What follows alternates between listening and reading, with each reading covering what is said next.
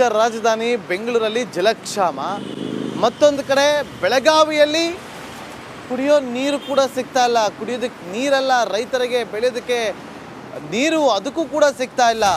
ಸಾಕಷ್ಟು ಕಷ್ಟ ಆಗ್ತಾ ಇದೆ. ಬೇಸಿಗೆ ಕಾಲದ ಆರಂಭ, ಒಂದು ಕಡೆ ಬರ ಪರಿಸ್ಥಿತಿ, ಬರದ ಪರಿಹಾರ ಸಿಕ್ಕಿಲ್ಲ. ಮತ್ತೊಂದು ಕಡೆ ನೀರಿಗೂ ಕೂಡ ಹಾಹಾಕಾರ ಎದುರಾಗ್ತಾ ಇರುವಂಥದ್ದು. ಹೆಬ್ಬಾಳ್ಕರ್ ಅವರ ಕ್ಷೇತ್ರದಲ್ಲೇ ನೀರಿಗಾಗಿ ಪರದಾಟ. ಕಳೆದ 30 ವರ್ಷಗಳಿಂದ ನೀರಿಲ್ಲ, ಚರಂಡಿ ವ್ಯವಸ್ಥೆಯೂ ಕೂಡ ಇಲ್ಲ. ರೊಚ್ಚಿಗೆದ್ದ ಜನ ಬೀದಿಗಿಳಿದು ನೀರಿಗಾಗಿ ಹೋರಾಟವನ್ನ ಮಾಡ್ತಿದ್ದಾರೆ. ನೋಡಿ, ನಾವು ಇವತ್ತಿಂದ ಮಾತಾಡ್ತಾ ಇದ್ದೀವಿ.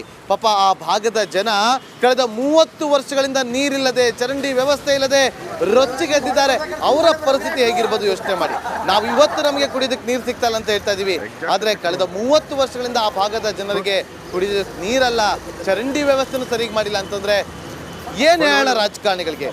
ಸಚಿವೆ ಹೆಬ್ಬಾಳ್ಕರ್ ಅವರೇ, ನಿಮ್ಮ ಕ್ಷೇತ್ರದ ಜನರ ಪರಿಸ್ಥಿತಿ ಇದನ್ನ ಸರಿಪಡಿಸ್ತೀರಾ?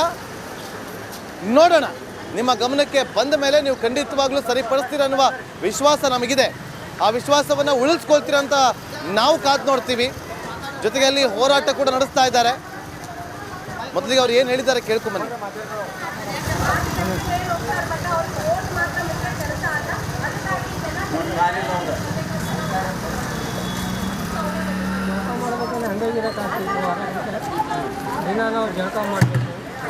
ಮತ್ತಷ್ಟು ಮಾಹಿತಿಯನ್ನು ಕೊಡೋದಕ್ಕೆ ಅದೇ ಭಾಗದಿಂದಲೇ ನಮ್ಮ ಬೆಳಗಾವಿ ಪ್ರತಿನಿಧಿ ಮೈಲಾರಿ ಲೈವ್ನಲ್ಲಿ ಜಾಯ್ನ್ ಆಗಿದ್ದಾರೆ.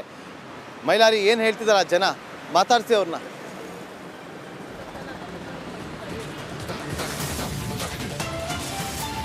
ಖಂಡಿತ ನಾಗೇಂದ್ರ ಬಾಬು, ಬೆಳಗಾವಿಯ ಪ್ರಭಾವಿ ಸಚಿವರು, ಮಹಿಳಾ ಮತ್ತು ಮಕ್ಕಳ ಕಲ್ಯಾಣ ಇಲಾಖೆ ಸಚಿವೆ ತವರು ಕ್ಷೇತ್ರದಲ್ಲೇ ನೀರಿಗಾಗಿ ಹಾಹಾಕಾರ ಇದ್ದಿರುವಂಥದ್ದು. ಸುಮಾರು ಕಳೆದ 30 ವರ್ಷಗಳಿಂದ ಕೂಡ ಏನು ಈ ಒಂದು ಕ್ಷೇತ್ರ ಅಂದರೆ ಬೆಳಗಾವಿಯ ಸತೀಶ್ ಕಾಲನಿ ಮತ್ತು ವೈಭವ್ ನಗರದಲ್ಲಿ ನೀರಿಲ್ಲ. ಜೊತೆಗೆ ಅಲ್ಲಿ ಚರಂಡಿ ವ್ಯವಸ್ಥೆ ಕೂಡಿಲ್ಲ. ಸಾಕಷ್ಟು ಬಾರಿ ಮನವಿ ಮಾಡಿಕೊಂಡ್ರೂ ಕೂಡ ಈವರೆಗೆ ಅವರಿಗೆ ನೀರಿನ ವ್ಯವಸ್ಥೆಯನ್ನು ಮಾಡಿಲ್ಲ. ಮತ್ತು ಅಲ್ಲಿ ಚರಂಡಿ ವ್ಯವಸ್ಥೆ ಇಲ್ಲದೆ ಇರೋದರಿಂದ ಮತ್ತು ನೀರು ಇಲ್ಲದೆ ಇರೋದರಿಂದ ಪ್ರಧಾನಿಗೂ ಕೂಡ ಪತ್ರವನ್ನು ಬರೆದು ಮನವಿ ಮಾಡಿದ್ದಾರೆ. ಪ್ರಧಾನಿ ಸಚಿವಾಲಯದಿಂದ ಕೂಡ ಈಗಾಗಲೇ ಅಧಿಕಾರಿಗಳಿಗೆ ಏನು ಪರಿಹಾರ ನೀಡಬೇಕು ಅನ್ನೋ ನಿಟ್ಟಿನಲ್ಲಿ ವಾಪಸ್ ಪತ್ರವನ್ನು ಬರೆಯಲಾಗಿದೆ. ಆದರೂ ಕೂಡ ಅಲ್ಲಿ ಸಮಸ್ಯೆಗೆ ಪರಿಹಾರ ಸಿಕ್ಕಿಲ್ಲ. ಹೀಗಾಗಿ ರೈತರು ಏನು ಅಲ್ಲಿನ ಜನರು ಮತ್ತು ಗ್ರಾಮಸ್ಥರು ಆಕ್ರೋಶ ವ್ಯಕ್ತಪಡಿಸಿದ್ದಾರೆ. ಆದಷ್ಟು ಬೇಗ ನಮಗೆ ನೀರನ್ನು ಕೊಡಬೇಕು, ನಾವು ಒಂದು ಟ್ಯಾಂಕರ್ಗೆ 700 ರೂಪಾಯಿ ಹಣವನ್ನು ಕೊಡಬೇಕು, ಹಣ ಕೊಟ್ಟು ನಾವು ನೀರು ಕುಡಿಯುವಂಥ ಪರಿಸ್ಥಿತಿ ನಿರ್ಮಾಣ ಆಗಿದೆ. ಆದರೆ ಈವರೆಗೂ ಯಾರೂ ಕೂಡ ನಮ್ಮ ಸಮಸ್ಯೆಗೆ ಸ್ಪಂದಿಸುವ ಕೆಲಸವನ್ನು ಮಾಡ್ತಿಲ್ಲ.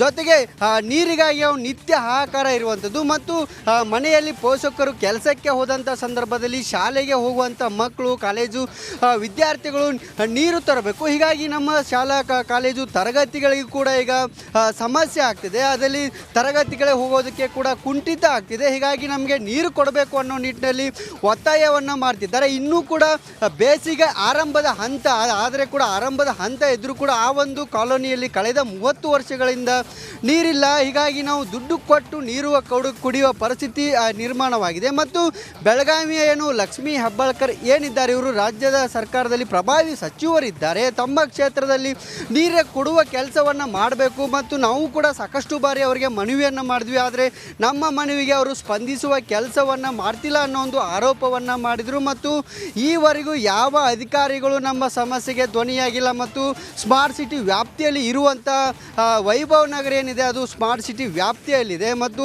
ರಾಜ್ಯದಲ್ಲೇ ಏಕೈಕ ಎ ಗ್ರೇಡ್ ಪಂಚಾಯಿತಿ ಇರುವಂಥ BK ಕಂಗ್ರಾಳಿ ವ್ಯಾಪ್ತಿಯಲ್ಲಿ ಇದೆ. ಹೀಗಾಗಿ ನಮಗೆ ಇಷ್ಟೆಲ್ಲ ಸೌಲಭ್ಯ ಇದ್ದರೂ ಕೂಡ ನಮಗೆ ನೀರಿನ ಸಮಸ್ಯೆ ಉದ್ಭವ ಆಗುತ್ತೆ. ಮತ್ತು ಬೆಳಗಾವಿ ನಗರ ವ್ಯಾಪ್ತಿಯಲ್ಲೇ ಇದ್ದರೂ ಕೂಡ ಯಾಕೆ ಇಷ್ಟು ನಮ್ಮನ್ನು ಏನು ನಿರ್ಲಕ್ಷ್ಯ ಮಾಡ್ತಿದ್ದಾರೆ ಅನ್ನೋ ಒಂದು ಅಳಲನ್ನು ಕೂಡ ಅಲ್ಲಿನ ಜನ ತೋಡ್ಕೊಳ್ತಿದ್ದಾರೆ. ನಾಗೇಂದ್ರ ಬಾಬು.